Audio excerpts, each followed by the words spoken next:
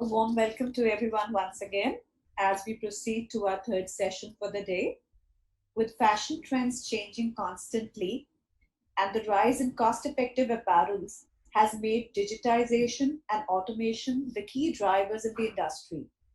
In order to maintain supply in the market, back end operations like shorten lead times, increase manufacturing flexibility, reduce suppliers, streamline communications, provide a higher level of product quality, and create more accurate inventories will come about only through digitization.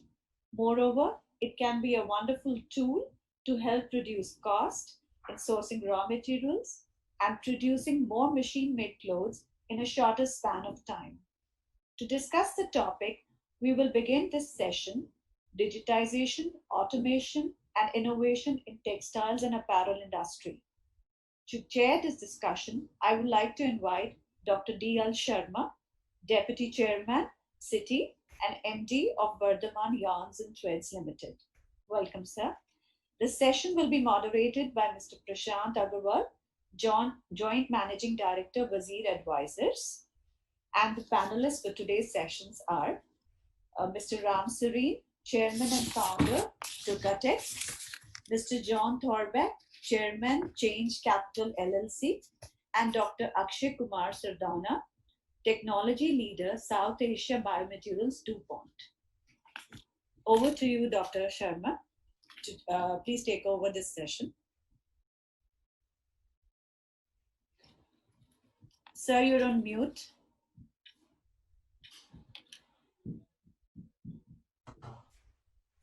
Yeah, good evening. I'm audible now? Yes, you are. Okay. So good evening, everyone on this, and thanks for the organizer to give me this opportunity to chair this session. I must confess at the start that I am not a qualified person in terms of the technology front, but I have been basically a textile manager, managing textiles in various operations for the last over 45 years. And I have, of course, seen various phases of technology, how the textile industry has evolved with the technology over a period of time, both in the machine technology and process technologies. So it is, as you know, the textile industry is one of the most dynamic industrial sectors of India, and this industry is somewhat slow in adopting the latest emerging technologies, being the legacy aspect of the issue. And in today's smart manufacturing environment, textile and apparel industry face many challenges, such as the efficiency, sustainability, quick response, and also challenges faced by the nature of this industry, which is in terms of the short lead times, the factor costs, the productivity levels, the compliance is required because being a labor intensive and require a lot of attention in terms of building sustainable businesses. So those are the kind of challenges which are there. And in order to cope up with these challenges and optimize the cost and resources, and to remain competitive among the peers, it becomes essential for the textile professionals to understand and capitalize on all possible aspects of digitalization and innovations, along with the automation of the technology of the machine parks. And the global industry, of course, today is going through a paradigm shift with the technology usage of the big data analytics, the robots, automation, and the Internet of Things as a part of the management of this industry. So accordingly, the industrial ecosystem and global sustainable business trends and the consumer-driven economies put pressure on the industry to become more and more sustainable, innovative, and agile, because consumers, especially the youth of today, are more technological aware and willing to pay more for eco-friendly products. Textile and clothing businesses need to innovate to remain viable. Businesses that innovate will survive, but those that reflects the past will not. So therefore, the digital technologies facilitate new business models for the entrepreneurial growth. The pandemic has resulted into broken value chains, shifting customer segments and purchase patterns, leading to a disconnected demand and supplies. It has forced customers to rethink their purchase requirements and shift to contactless mode of deliveries, which is bound to become the new normal going forward. The need for rapid digitization of traditional retailers, coupled with shifting customer segments and purchase preferences, post-COVID-19 environment will accelerate the need to innovations in the artificial intelligence space. Besides this, Industry 4 and automation ensures sustainability to some extent, starting from the raw new fibers to the finished products, and also offer a range of opportunities to the textile sector for improvement in design, productivity, and delivery times. So introduction of small factories and small clothing industry 4 is marked by extensive developed digitalization, automation with the application of information technology and electronic devices in manufacturing. Nowadays, the innovation is the new buzzword in the industrial and manufacturing sector globally, and becoming a prerequisite for every industry to do new things for being a part of the competitive race. Companies are adopting innovative models to increase their productivity and efficiencies. Globally renowned companies have become successful by continuously evolving their systems and processes to not only meet the ever-changing demands of consumers, but also by introducing newer and better products. However, the aspect of smart manufacturing and adoption of latest technology have so far neglected by the Indian textile and apparel sector, as till now only handful of large and organized companies actually follow any type of systematic procedures for manufacturing and focus on incorporating modern technology into the system. There are many manufacturing trends which may be adopted for future growth of the Indian textile and apparel sectors, such as the customized manufacturing, 3D manufacturing, on-demand manufacturing, cluster factors, customer-centric approach strategy, and artificial intelligence. This sector has immense potential to deliver on the technology adaptability, as the Indian textile industry has the requisite strength in terms of raw material availability, manpower availability, large industrial market, domestic market, and domestic and global market, presence of complete manufacturing and manufacturing value chain. With these remarks, may I request now Mr. Prashant Agarwal, who is the Joint Managing Director, Wazir Advisors, to kindly Wazir Advisor to kindly moderate the session and request all our panelists to share their valuable insights, which will be beneficial for the textile industry. Just briefing about, I think Prashant is well known in the textile fraternity here, and no need for a formal introduction. But in any case, just to complete my job of introducing Prashant, Mr. Prashant Agrawal is the co-founder and joint managing director at Wazir Advisor. He has an extensive experience of 25 years in various corporate strategies, business creation, diversification, and performance enhancement assignments for the Indian and international clients in textile and apparel sector. Being a textile graduate and a management graduate, has worked in manufacturing, sourcing, and marketing. Prashant, of course, has the practical experience of working in the leading textile and apparel companies for the initial period of 10 years in his career. He was also on the board of some of the most successful textile parks promoted by Textile Ministry and Japan-India Fashion Forum. So may I, now pass on to Prashant to please carry forward the session along with your panelists, and you can introduce the panelists present today with you in this session, like Mr.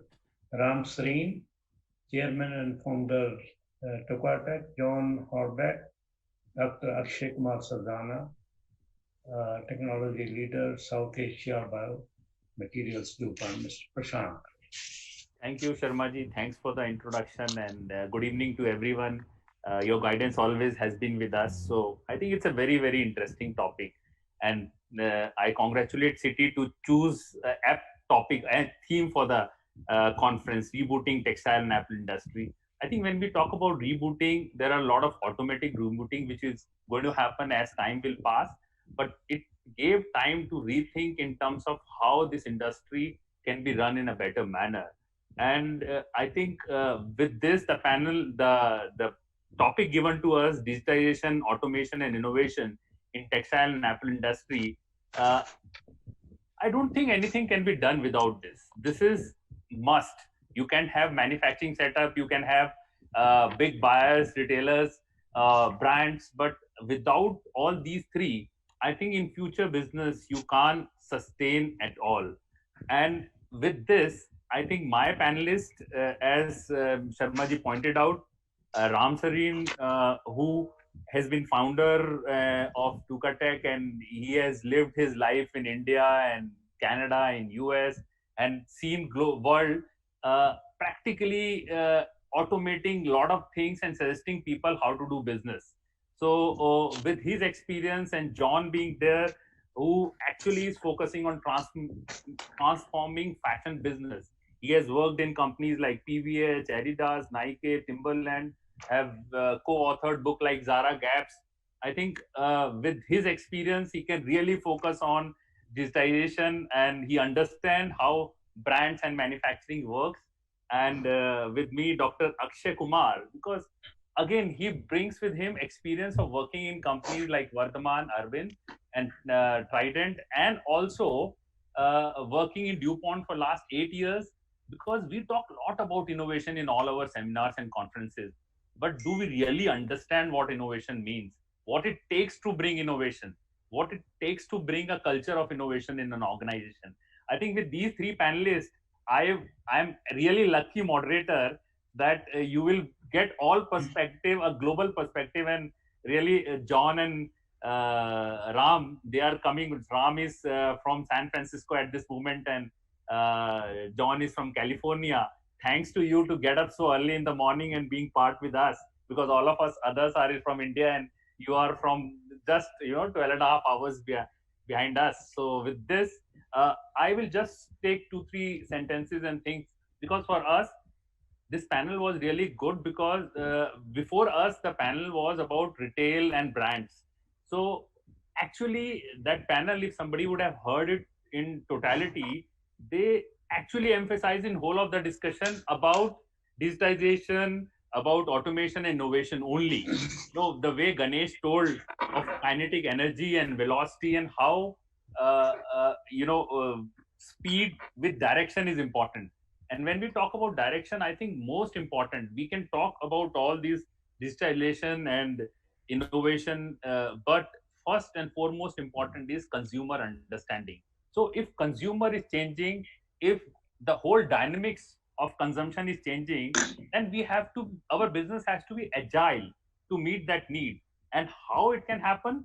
For example, when we talk about digitization really talks about faster decision making, quick response, cost cutting. All of this is important, because if you don't take fast decision of what is selling, what consumer needs, and accordingly how shorter supply chains are important.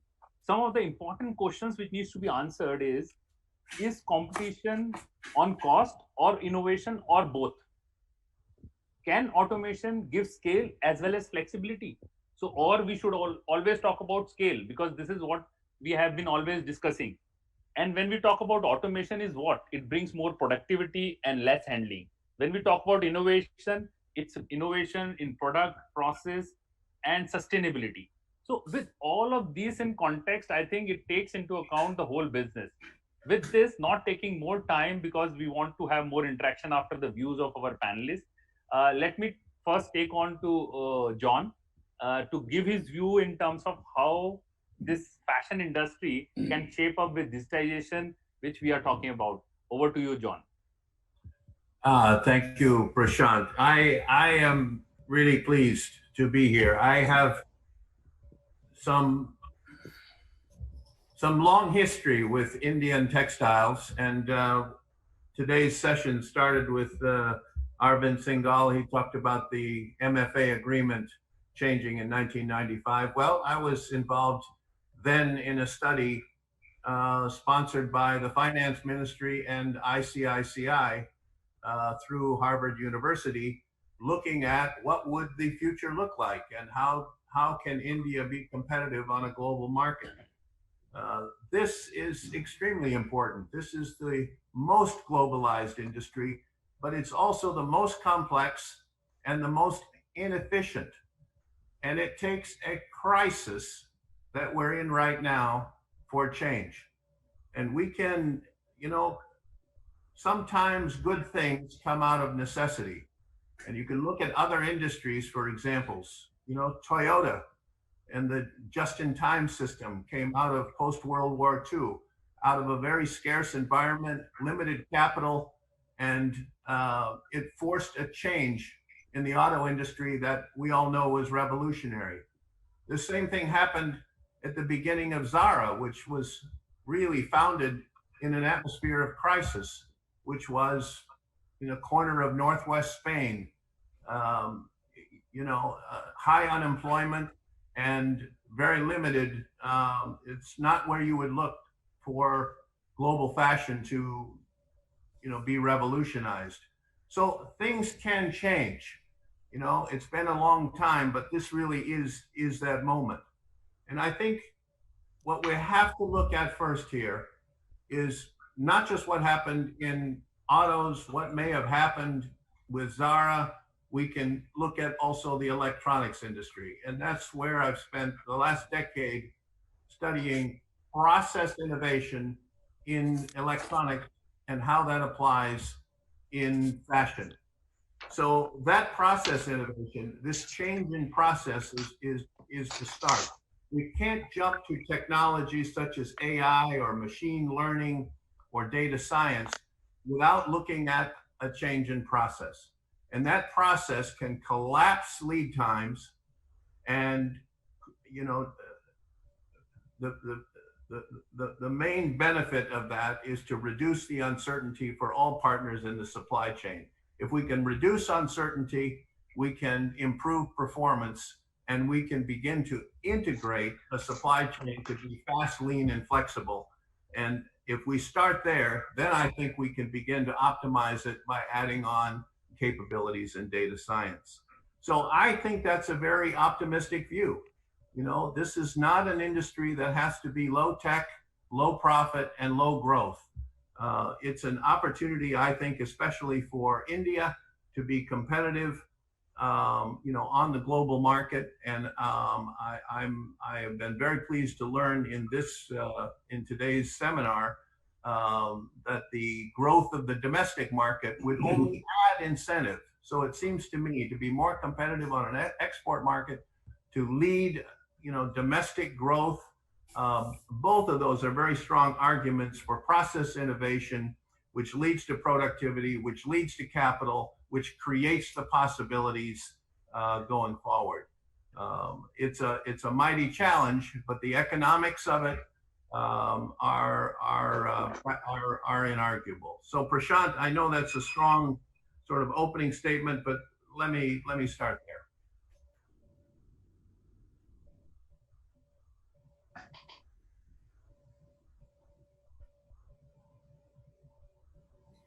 Unmute yourself.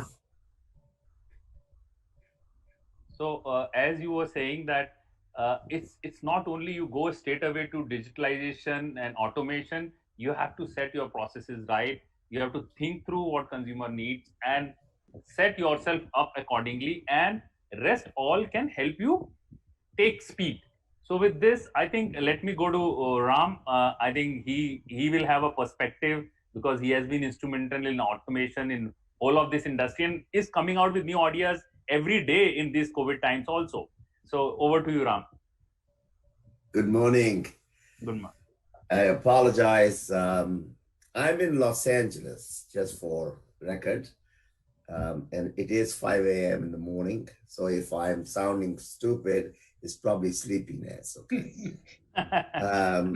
It's not mental, it's just rest. You know, it's funny, my mantra in life has been very interesting. I've always said change is constant, growth is optional. What does that mean to me? It means whatever I did yesterday was yesterday's problems and yesterday's solutions. Today, it doesn't apply. All of us, if we really have to make a change, then we've got to look at only two things. What is it that I'm doing? And can I not do this to get the job done? If everybody does this, all of a sudden you start finding out where your deficiencies were. In garment industry, today, it's not just an India problem, it's a problem all over the world, exactly the same. Global issue. Time to wake up. It's not happening because something happened in one part of the world. It happened everywhere, hence everybody is now either taking another look, why I'm doing this, but also looking for what should I be doing? What should I be doing is not a magic word. It has to come up with what is my real chance of survival. So stop thinking what I was doing yesterday is not coming back. There is nothing called when it gets normal. There is going to be no normal. The new normal is, as you guys have mentioned, we are going to produce smaller quantities. We are going to produce for local markets as much as possible, because all around the globe, the new revolution that is coming, it is not going to be for India or Pakistan or Bangladesh or Sri Lanka. This revolution is going to be for the global economy. We are going to shrink the supply chain. Right now, just to look at one product and look at bill of material, all the components, you can actually jot down the number of miles that thing travels before it gets to the consumer. That cannot go on. It is going to be a short supply chain. It is going to be small quantities. Question now is, how do we create a mindset that I don't want to work with long runs, huge quantities, and also have huge risk? I think this time is considered to be an opportunity to rethink, why am I doing what I'm doing? I open the floor. Thank you, Ram. I think very aptly said, change is constant and growth is optional.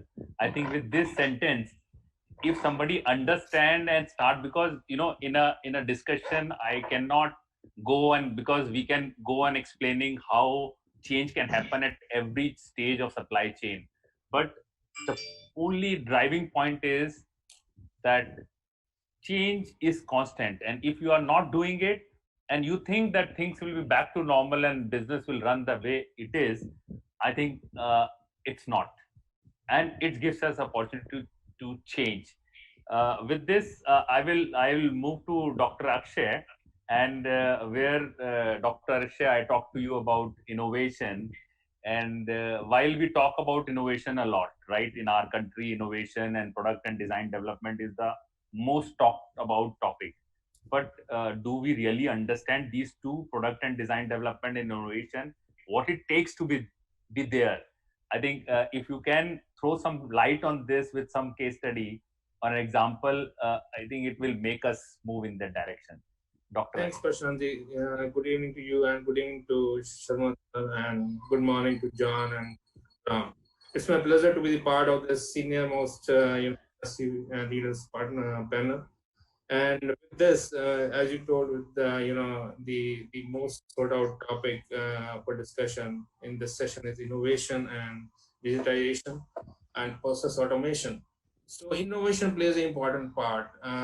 As I work with Indian companies and the multinational companies, and I found there's a difference in sense how we take innovation.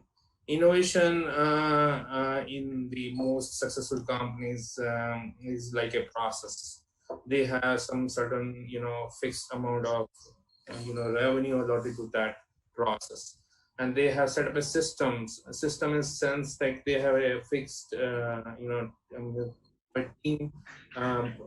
team which have the diverse background, and they work along the whole value chain, starting from the fiber production till the branding, and where they sort out all the most consumer needs are, and then they feed back to the the process of the system in the company, where the teams are there to really given these assigned tasks to work on, and due to this whole process, the companies are successful in producing the innovation at a interval. And it's not a some sole genius. It is an enlightened trial and error, and through the brainstorming of the teams in the companies, because systematic approach to the innovations. So means the what I would say the difference is that innovation bring by the successful company like Dupont is basically the process they work for the innovations. So they have more the team of the scientists who has a diverse background, and they can think from the customer perspective, and they can design or prototype the material or the molecule as the customer required. Then they go to the they have a team which go take it to the market, where they study the consumer reaction, and they come back and tweak at the lab, and then they go with the brands to launch the material and understand how is the perception of the brand and the perception of the end customer. Based on their feedback, they again come back and they do changes. That's how they take the innovation and the materials in a material company like Dupont. And if I see that, whereas in India, you can see the 1935, the material innovation started. and we started, inventing, the synthetic fiber, and the till now, like around 190 years, there are 30 new fiber has come up in the side, the it's hardly anything. Whereas the contribution from the U.S. companies or from the companies elsewhere is can be clearly seen, and it has really changed the society as a whole. So we have to perceive those trends through this systematic approach. Like now, the trend is toward the biomaterial or biosynthetic material, which utilize less resources to make into the garment, and which create less waste, less harmful for the environment, and which can be sort of reused also. So that sort of material we should go after, and we should understand the requirement as per the global needs. We should be in good shape to really contribute in this scenario, and we can be a global you know leader or driving you know society from the India. Right, Dr. Akshay. I think it's very interesting. I think if I sum up what you said, is that if you look to innovation, you have to set your budgets, you have to set a team, and you have to let them work with trial and error, then focus on certain consumer needs, and then innovation can come as and when it comes. So, unless and it's not something which will come out of pocket suddenly. Yeah. So, it's very, very important that if you want that you want to say that you are an innovative company, then you have to really drive the organization like this. Then only, otherwise, you are a simple converter from that perspective. So, with this viewpoint, I think we'll come back again, Dr. Akshay, on this. I would like to ask John you on this question, where Ram said that smaller quantities, local market is the way forward. So he's saying that there will be a complete change in business model. So he's not saying change is constant. It's not a smaller change. It's a change which will turn around things completely. Here, earlier we were talking about large scale, and we are all talking about now we are saying very small scale, and there is a constant turnaround. What do you say? Will the business model completely change the way we do, and how do you companies should react to it? Yes, I think Ram is correct. I would add to Ram's comment that they may be smaller batches, but it will be more frequent. The big seasonal buys are going to break down. And so the ability to have kind of a seasonless approach and to manage on a year-round basis is opportunity for not just for collaboration, but most importantly, it's a way to cut out all of the excess inventory, which is wasted capital and is a burden across all tiers of the supply chain. So that business model of being faster, leaner, and more frequent, and you're focused more on the productivity rather than volume, is a tremendous opportunity. And that process starts upstream. The levers to reduce risk start closer to the factory. Management of materials, management of capacities. That is an alternative. It is an essential alternative to lowest cost.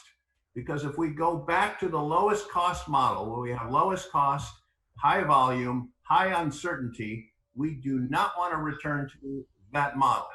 And I don't believe that that is the way for India to be competitive. I think Indian quality and aligned with speed and flexibility, and begin to integrate data systems, from end to end is the new business model.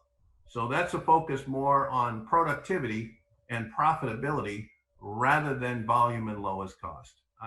I realize I said a lot there, but it's an important not just change in opportunity, but as Ram says, it's a change in mindset.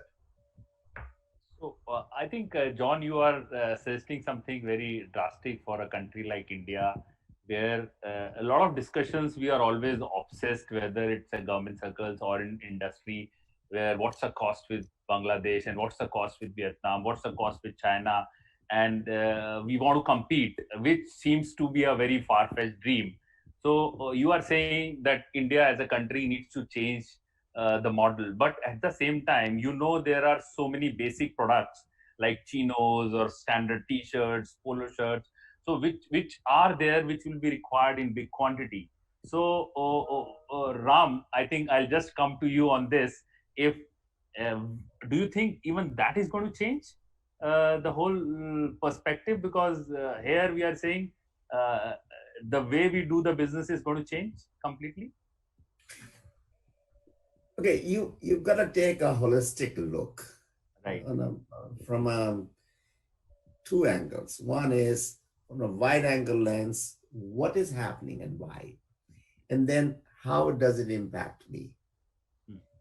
If you look around, the final test has always been the consumer. It doesn't matter what supply chain, what processes we have. If it doesn't sell or doesn't go home with the customer from the store or from the e-commerce, it is not a success, correct? Right. This new consumer is very different. They're growing up, their mindset is way different than the generation prior or generations prior. So I, as a supplier, cannot think like the way I used to for that generation. This generation is already above and beyond just buying cheaper or a deal. They want to know who made my clothes. Was it made in a right way? Do I need it? Multi-millionaires' children are going to use clothing stores. Circular economy that all of us, I know, 47 years ago in India, when I was living there, hawkers used to come making all this big loud noises to take your old clothes and give you utensils. I'm sure a lot of us have heard that. Same thing is happening right now, whether it's Nordstrom's or whatever the number of stores, they will take your used clothes and give you coupons to buy another garment or shopping credit. What is that going to do? It's going to slow down the number of units to be produced. If I am buying this because it fits me, I'm not buying this because it's cheaper. Most of the people have more than 80% of the products in their closets which doesn't fit them, or they bought them because it was cheaper. All that is going back into the economy. There are more thrift stores opening up. What is that as far as the sales for future is concerned? Remember, we're in a social media environment. Things travel much faster. Yeah. Even the retailers have people monitoring what are people saying about us.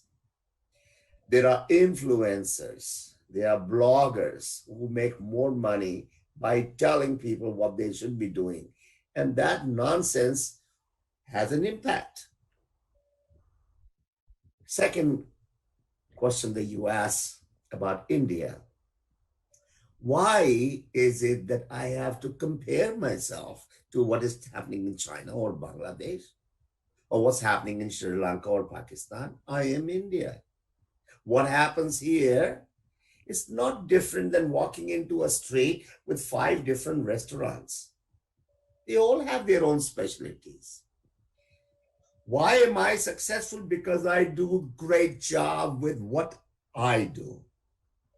Think that, and you will not be beaten by anybody. Look at what you have. what you can do with your embroideries, with your fabrics, with your colors, with your silhouettes. Why? Why are you waiting for this retailer or brand to tell you what you should be making? Hello? Yeah. You have 1 billion plus people. You have people over there who are making beautiful, amazing designs. Do you know how many foreign name brands are Indian brands? Who's designing for them? The Indians. Yeah. Think outside the box. Why can't you design inside for outside people? Prashant. Yeah. Stop John. being a vendor. Stop being a vendor. Yeah. I think you just John. I am coming to you. Just 1 second. Yeah, please, John. First, you speak. What Ram is talking about is a very savvy digital consumer, but that consumer is served by an analog supply chain. And that analog supply chain takes 4 to 6 months in the design and development, and it takes 4 to 6 months in order and delivery. And that 10 to 12 months time has got to be down to 2 months or less. And that's what the magnitude of change that's required here. That's the process that is accessible, whether you're large or small. And I think that's the Indian model of the future, whether it's export or whether it's domestic. That model for speed and flexibility creates a responsive, responsible, relevant supply chain. But John, before this you spoke about productivity and profit instead of scale and cost. It's a music to ears, right? But if you practically see that how you not be on scale, and not because buyers or brands will keep asking about cost.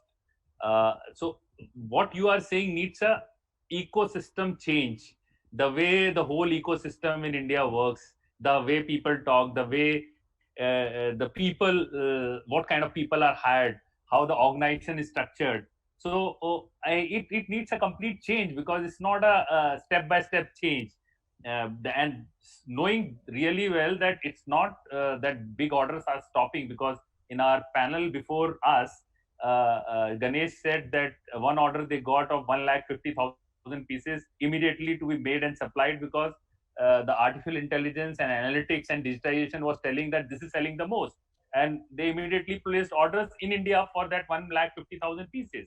So if you go at the root of it, how do you really change everything, Well, let's start by, let's not focus on cost of goods sold. Let's look at total profitability. That $150,000, that 150,000 unit order, you can relate to forecast accuracy. They had the data that would tell them what the trend was that would sell. So they're operating, the data gives them the ability to forecast accurately, and they need a responsive supply chain to support that.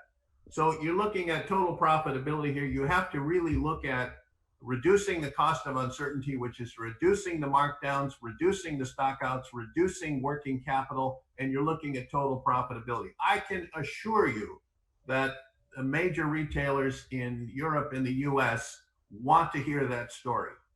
Just focusing on the lowest cost at cost of goods sold, or the ex-factory price, does not get at that total opportunity. And it's important that factories be conversant across the total impact. Yeah, Dr. John, it's really reassuring, these words. And I would only say that when you need to change this ecosystem, people need to be confident, as Ram said, about what they do. And ultimately, the younger generation is bringing that change. Dr. Akshay, I just want a quick input from your side. When we are saying understanding consumer and create a product as per his need, and then we have a smaller and flexible supply chain. So when you want to bring these kind of innovation of understanding consumer and creating product, so what we are talking about, how it can be done, Can you throw some light on that? Yeah, sure. So there's a difference between today's consumer. The consumer some time ago was there. So they are very smart. So they understand what delta they are getting in the final product. They are, if you are supplying commodities, they will give only the what are the minimum delta. But however, if you are giving something which really earns high value for that product, they will give more. They are more flexible to give more for that. For understanding that point of view, we need to have teams associated, like branding team. We need to have associated with those consumers to understand their perspective for what they can pay more. So for companies should have, I would say companies should have, the market intelligence or the consumer intelligence throughout the value chain to understand what the consumer is likely to get from their product and what are they willing to pay for that value which they are getting. So that's how it is. So innovation really helps to get more delta on the product because that is new and because that is bringing more performance attributes to the product. That's how they are inclined to pay more to the new products. Thanks, Dr. Akshay. And I think what I am getting through all this discussion is that while when we are talking about shorter life cycle and quick turnaround, all of that is not possible unless and until you do a lot of analytics, you do a lot of digitalization, you do a lot of automation. Because while you can create product, and if you don't, you are not working together as a team to bring it faster to the consumer, it will not give you the kind of delta you are looking for. Ram, you have something to say on this? Yes, Prashant. I don't believe in generalizing everything. Right. Because the moment you generalize, the task feels like it's a mammoth project. Right. It's not. It's not. It's not. If you really start thinking, again, the reason, and then how to fix that. Last year, 2019, we produced more than 119 billion with a B. Those who don't know, this got a lot of zeros, okay? Garments for the globe, for 7 billion people. So we all know that more than 75% of the garments were discounted or thrown away. 25 billion garments never even made it to the stores. Forget about doing volumes. And these kids today, they hear that. They see what is going in the rivers outside of denim factories. They see what industry has been doing. We're the worst possible polluters. My hat's off to Dr. Akshay Kumar and companies who are looking at the innovation, because innovation for that happens at the fabric and the yarn level. That's one area. Yeah. That's one area. Second, if you really see it, what value garment people are adding? Most of us in the export business are cut, make, and trim people. Sometimes we don't even have control of the fabric because the buyer is telling you have to buy from this particular mill, whether it's a Chinese mill or Japanese mill or Korean mill or Pakistani mill or whatever. So what are we adding? What are we adding? Labor. What's the average time? Maximum average time is 20 minutes, which it takes to cut and sew a garment. That's what you're selling? And you're very, very upset that you're not being able to get the orders?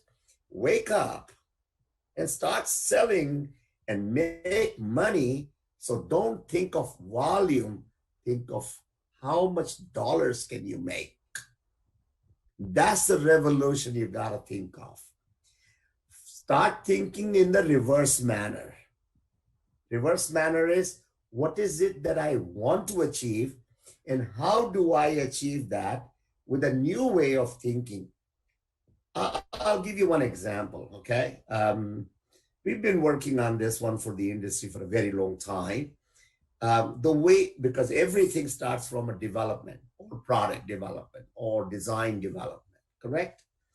Yeah.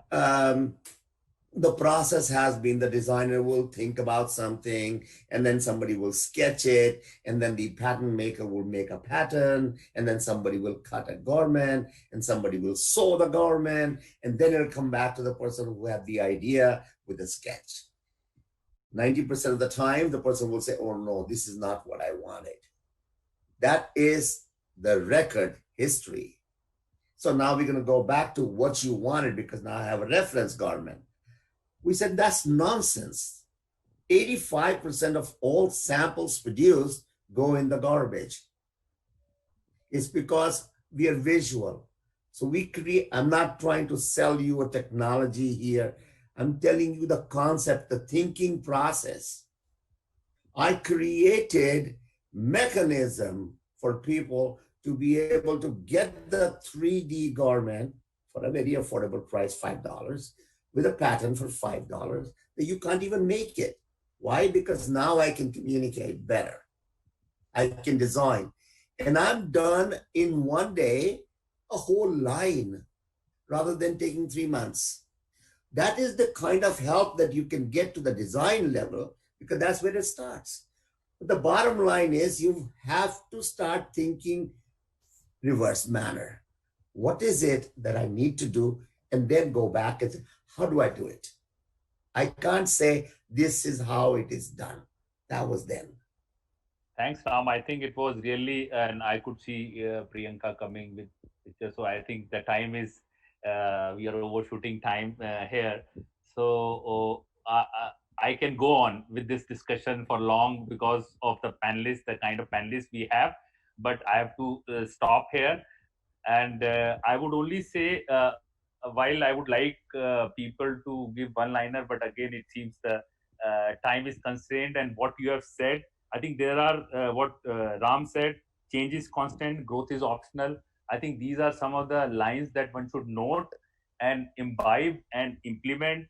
Then what John said, productivity and profit is the focus. So not scale and cost. So it again needs a complete realignment in the way we do the business. And then, Dr. Akshay really gave a view in terms of how innovation with consumer orientation can be done. With this, I think there is a lot of to take away from this panel and a lot of learning for me as well.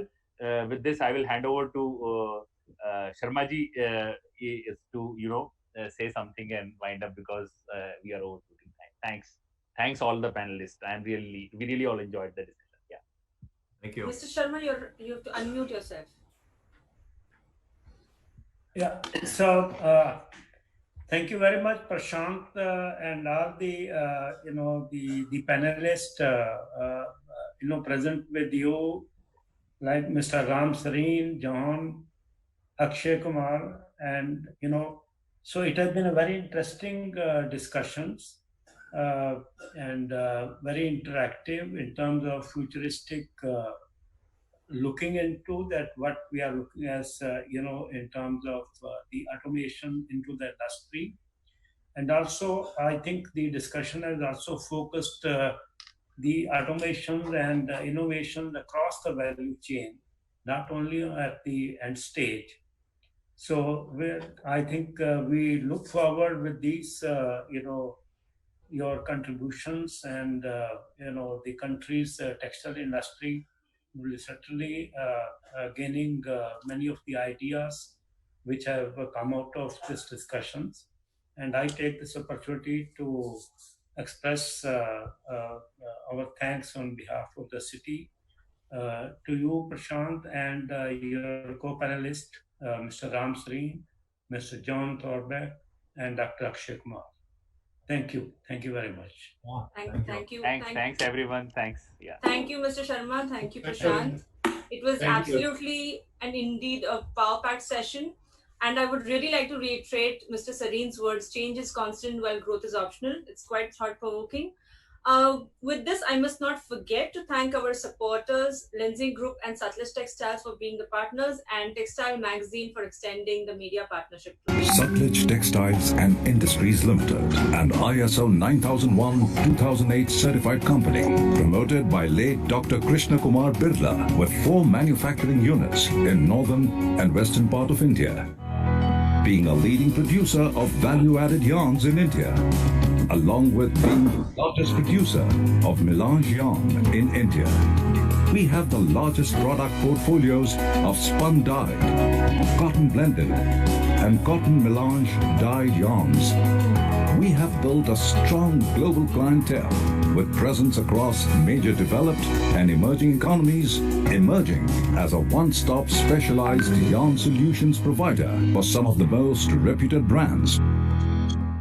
The company stepped into the home textiles business in 2006 to respond to the growing demand for high-quality contemporary products across this segment. It holds a prominent position in the domestic market and has a strong export focus backed by superior design implementations resulting from the company's tie-up with European design studios and our research across trends and patterns related to the industry. Our product range comprises of furnishing fabrics and made-ups of jacquard and dobby weaves in both yarn-dyed and piece-dyed. Damanganga Home Textiles is the hallmark of superior quality products that undergo intense advanced testing for perfect quality each time.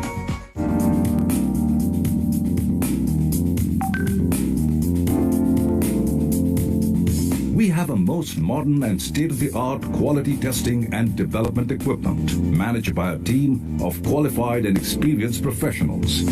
Our manufacturing units have received ISO accreditation for continuous 7 years.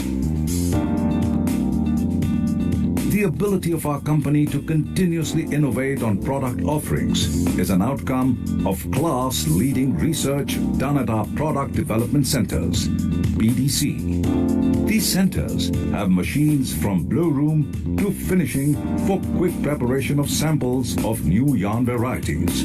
A trained and certified staff, the key role in maintaining the production output, and to keep maintaining their efficiency, the company takes care of the staff upkeep with various counseling and training programs.